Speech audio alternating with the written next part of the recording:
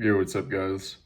Today I thought I'd make a little update video on the next evolution of some of the previous videos I was working on, including a video called Foundation of Health and Success, the Optimal Movement Routine, something along those lines, and a few others. So, about 3 months ago exactly, I started walking, brisk walking every day, and that basically is walking at 3 miles per hour on a treadmill, a little warm up, a little cool down, just walking slower, speeding up a little bit, and then slowing down at the end. But essentially, I start with 10 minutes of walking on the treadmill for 3 minutes a day, or 3 miles per hour for 10 minutes a day. And from there, I had a plan to build up gradually to 30 minutes a day because a lot of research shows that 30 minutes of brisk walking per day is really healthy, but it starts to plateau, or the benefits start to plateau after that. So 30 minutes is pretty optimal. So that's where I was aiming for. And so I said, okay, I've been a person in the past who's just gone all in on things, and that's great, except when it's a physical thing and the body doesn't have time to adapt. So I did some research into optimal timing, or how much time does it take to the body adapt? And a golden rule or an industry standard in the athletic space is increasing your total volume or output in general of exertion by 10% a week as a max.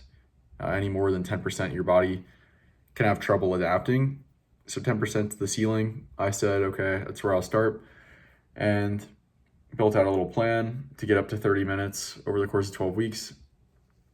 Turns out that's a little more than 10%. So about 6 weeks in, I dialed it back to 7.5% per week. And so after 12 weeks, which ended yesterday, I'm now at 25.5 minutes of brisk walking per day. And that's been really great. I've felt a lot more energetic. It really happened fast. I feel healthier. I feel looser.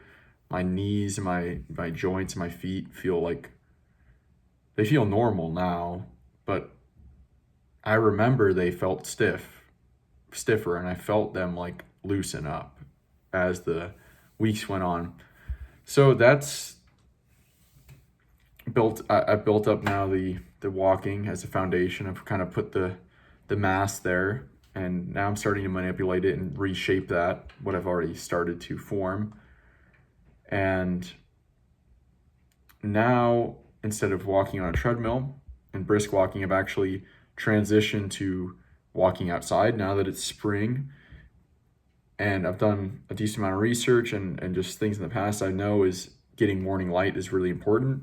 And I've been using a bright light, like a 10,000 lux bright light in the morning during the winter.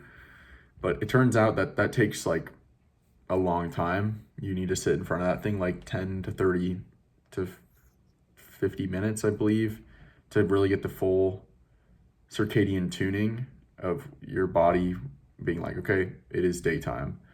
But if you go outside, it can be a way faster. If it's a bright day, it can be a few minutes. If it's cloudy, it could be up to 30 minutes. So now what I'm doing is I'm taking my walking time, so 25 give or take minutes. I split it in half. I do right when I wake up, I do 12.5 minutes outside. It's really not that precise anymore now because I don't bring my phone. I'll just set a stopwatch and then walk and then come back. And if I'm not at 12.5 minutes, then I'll keep going. But typically I'm 15, 20 over. And I'm not super worried about it because increasing volume of walking, and now I have that mass of 25.5 minutes per day. I already do it, plus all the other passive stuff. So it's really like not a huge deal anymore now that I'm already kind of here. I don't think I'm going to injure myself from walking an extra 10 minutes on accident because I'm not timing it super precisely. So waking up and walking first thing in the morning, getting that bright light, that's one of the best things you can do for your overall health and sleep and just your circadian rhythms, because it's the primary Geiger or I believe that's German for time setter for your whole circadian rhythm. So light is the primary time setter for your circadian rhythm. So if you want to tune your body and you want to feel awake during the day and you want to go to sleep at night, sleep through the night, wake up refreshed, it's not about necessarily when you exercise or when you eat. Those things play a role, but light is actually the most important thing. And the thing about light is it's deceptive. I know I'm in my apartment right now and it seems really bright. I can see everything really clearly. It's the day, I got all my lights on. But in reality, if I took a light meter and measured how much light is in this apartment right now, it would only be like maybe 200 lux on my eyes right now, getting my eyes maybe 300. But if I was stepped outside, it's a sunny day right now, the sun's overhead, it would probably be 50 to 70,000 lux. So that's the thing. Our eyes are really good at adapting, and I learned the exact numbers in neuroscience a couple months ago, how much our eyes can adapt, but rough estimate is maybe 100x. So if your eyes adjust to a light 100 times dimmer, it'll look the same after a few moments of adjusting than if you were in an environment with 100 times brighter light, because our eyes can dilate and constrict. And there's other things with the photoreceptors or the light receptors. So yeah, getting outside in the morning, first thing in the morning, for any amount of time, without a hood, without a hat, without glasses, just your eyes, preferably you have a direct line of sight to the sun. You know, if you live in the middle of New York City and you got skyscrapers all around you, that's not going to be as effective. But yeah, getting outside in the morning, that's the primary thing. And then the next evolution that I've finally stepped into after years of researching sleep and experimenting with sleep, and now I'm figuring out, yeah, this is a big thing, is walking basically just before the sunset at night. So if I'm walking 15 minutes at night, then I'll walk about 15 minutes. I'll start my walk about 15 minutes before the sun sets. And that is how you basically finish the tuning of the nervous system, of the rhythm. You say, when you walk outside, your body's like, it is daytime, it is daytime. Look, it's bright. I'm getting so much light. I'm summoning all this light energy or amount of light. So yeah, it's daytime. But then if you don't get back outside at night to close out the day, it's not as effective, because if you get out and close out the day when the sun is setting, right before it goes over the horizon, the light is changing, the wavelengths are changing, they're shifting towards more red, and in real time, the sun, it really doesn't take that much time for it to cross the horizon and then dip below, maybe 30 minutes, an hour.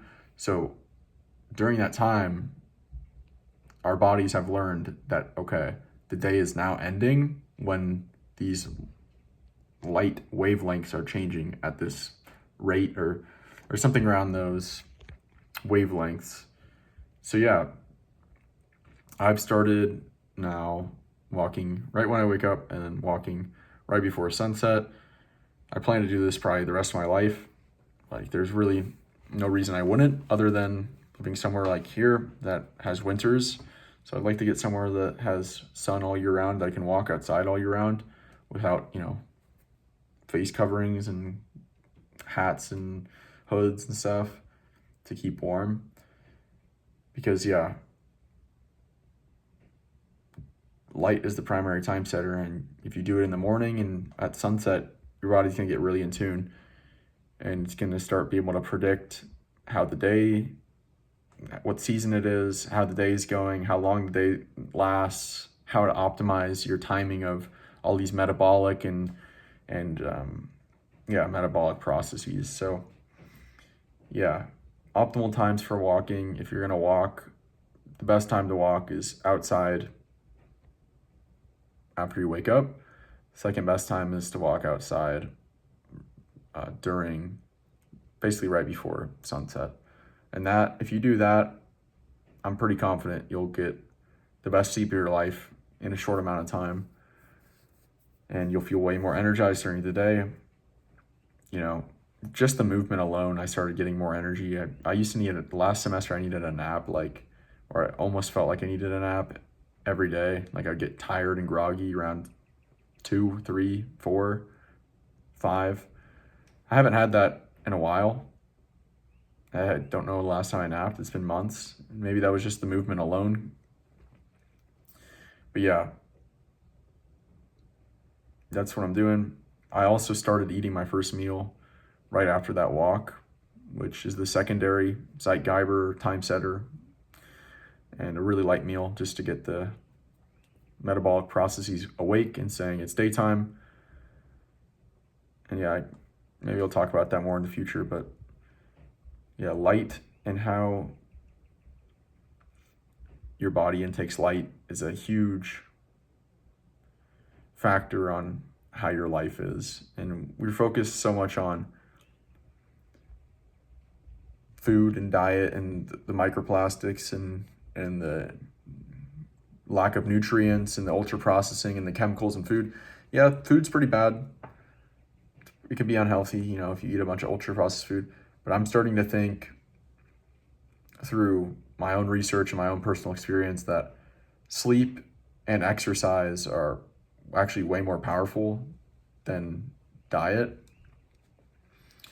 And you can eat like a perfect diet, but if you drink caffeine at 9 p.m. every night and you sit on your laptop or you keep all your lights on all through the night, you don't sleep much, and you are completely sedentary, like it's going to be it's going to be pretty bad.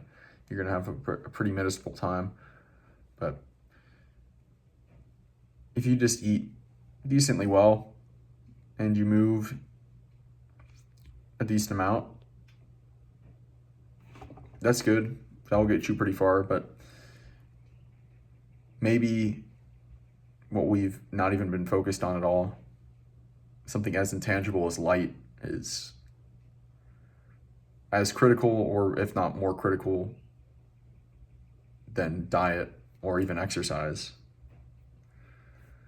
And living indoors has completely pulled us away from the natural rhythm that our body has operated for billions of years. So, yeah, a little update on my walking routine. Now it's got timing, the optimal times. And yeah, I'll talk to you guys later.